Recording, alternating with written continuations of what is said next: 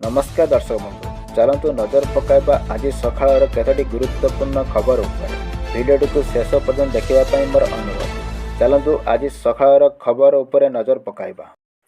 आजिर खबर सुभद्रा को नहीं बड़ घोषणा करिसेंती उपमुख्यमंत्री प्रभाती परिड़ा। उत्कर्ष ओडिशा रे सुभद्रारू मुद्रा कार्यक्रम में बड़ सूचना देइछंती उपमुख्यमंत्री। सुभद्रा रे आउ 3टी पदक्षेप लागू हेबा नहीं उपमुख्यमंत्री को बड़ घोषणा करिसेंती। सुभद्रा रे 3टी पदक्षेप है शुण सुभद्रा, कुह सुभद्रा और सुभद्रा सेतु। शुण सुभद्रा रे किछि संदेह थिले विभाग को पचारि पारिबे, जोगाजोग करी ऋण केमिति नेबे जानि पारिबे। कुह सुभद्रा रे विभाग हिताधिकारी को डायल करी असुविधा बुझिबे। सुभद्रा सेतु द्वारा 21 वर्ष हेबाकु थिबा हिताधिकारी को जोड़ी जिवो बोली उपमुख्यमंत्री सूचना देइछंती। परवर्ती खबर प्रेम पाई अंगनवाड़ी दीदी को हाणिले युवक। एकतरफा प्रेम पाई अंगनवाड़ी दीदी को हाणिदेले युवक। एपरी विभत्स हत्याकांड सुंदरगढ़ जिला हेमगिरी थाना अंचल में घटी। एने अभियोग हेबा परे पुलिस मामलार रुजु करी घटनार तदंत चलाइछि। सूचना अनुसार विद्याभारती को सेई गाँवर शरत कौड़ी नामक जड़े युवक एकतरफा प्रेम करुथिले। परवर्ती खबर हठात उभान हो जाइछि शीत। रात्रि रे हालुका ठंडा परिवेश रहुथिले भी सूर्योदय परे किंतु दिनर टाई टाई खरा। जानुआरी नसरणु एबेठू दरकार पड़िलानी फैन। जोंठी मार्च मास पर्यंत भी लगी रहे शीत, एवर्ष किंतु एबेठारु गरम अनुभूत हेलानी। सप्ताह जाए गरम सह टाई टाई खरारु निस्तार नाही बोली पूर्वानुमान करिछि पाणीपाग विभाग। परवर्ती खबर आजिठू पार्लियामेंट बजेट अधिवेशन।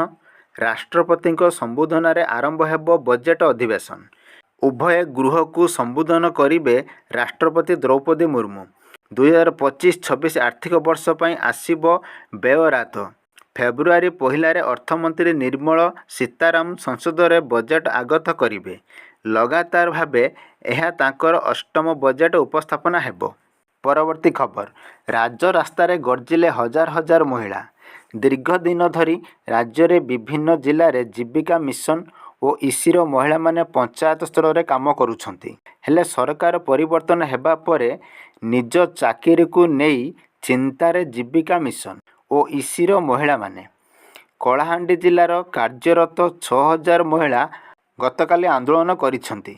परवर्ती खबर महाराष्ट्र रे बुलधान रे एक अत्यंत विरल घटना रे एक गर्भस्थ शिशुर पेट भितरु आउ एक शिशु थिबा ठाब करा जाइछि। 2 दिन तले जड़े 32 वर्षीय महिला सोनोग्राफी होइथिबा बेले सरकारी हस्पिटाल रे भ्रूण भितरु भ्रूण मामला सामना को आसीथिला। एही विरल जनन विंशगित समग्र विश्व रे मात्र 200 मामला रेकर्ड होइथिबा बेले भारत रे मात्र 15-20 मामला सामना को आसीछि। परवर्ती खबर देश रे जीबीएस सिंड्रोम रोग रे प्रकोप क्रमागत भावे वृद्धि पाइबारे लागिछि। एही रोग एबे राज्यरू राज्य को व्यापीबारे लागिछि। गत 4 दिन मध्य पश्चिमबंग रे जीबीएस रे जड़े शिशुंक समेत 3 जनक मृत्यु घटी। तेबे मृत्युर कारण संपर्क में स्वास्थ्य विभाग एपर्यंत आनुष्ठानिक भावे स्पष्ट करिनाही। परवर्ती खबर बढ़िला राशन कार्ड ई-केवाईसी अपडेट। जुगाण मंत्री कृष्णचंद्र पात्र ई-केवाईसी को नहीं गुरुवार एक बड़ सूचना देइछंती। मंत्री कहिछंती ई-केवाईसी अपडेट पूर्वरु जानुआरी 31 शेष तारीख थिला, एबे फेब्रुआरी 15 को वृद्धि करा जाइछि। किछि लोक ई-केवाईसी करि नथिबारु तारीख वृद्धि पाई दाबी करिथिले। एहाकु विचार करी सरकार निष्पत्ति नेइछंती बोली जुगाण मंत्री कहिछंती। परवर्ती खबर भूमिहीन चाषी आसीची खुशी खबर। राज्य सरकार बलराम योजना रे भूमिहीन चाषी को बिना बंधक रिहाती दर रे प्रदान करुथुबा ऋणर परिमाण को 2 लाख टंका को वृद्धि करिछंती। पूर्वरु एही ऋण परिमाण 1,60,000 टंका थिला।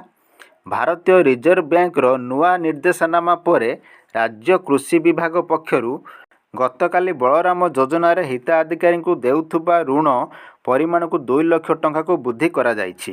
ପରବର୍ତ୍ତୀ ଖବର ୱାଶିଂଟନ ଡିସିର ରିଗାନା ନ୍ୟାସନାଲ ଏୟାରପୋର୍ଟ ନିକଟରେ ଏକ ଯାତ୍ରୀବାହୀ ବିମାନ ଏକ ଆମେରିକୀୟ ସାମରିକ ହେଲିକପ୍ଟର ସହିତ ଧକ୍କା ହୋଇ ପଟୋମାକ ନଦୀରେ ଖସି ପଡ଼ିଛି। ଏହି ବିମାନର ପ୍ରାୟ 64 ଜଣ ଥିଲେ, ଯେଉଁଥିରେ 4 ଜଣଙ୍କୁ କ୍ରୁ ସଦସ୍ୟ ଥିଲେ। ଦୁର୍ଘଟଣା ପରେ 4 ଜଣଙ୍କୁ ମଧ୍ୟ ଉଦ୍ଧାର କରାଯାଇଛି। ଉଦ୍ଧାର କାର୍ଯ୍ୟ ସମୟରେ ନଦୀରୁ 19 ଜଣ ମୃତଦେହ ଉଦ୍ଧାର କରାଯାଇଛି। ତଥାପି ମୃତ୍ୟୁ ସଂଖ୍ୟା ଆହୁରି ବୃଦ୍ଧି ପାଇପାରେ ବୋଲି ଆଶଙ୍କା କରାଯାଉଛି।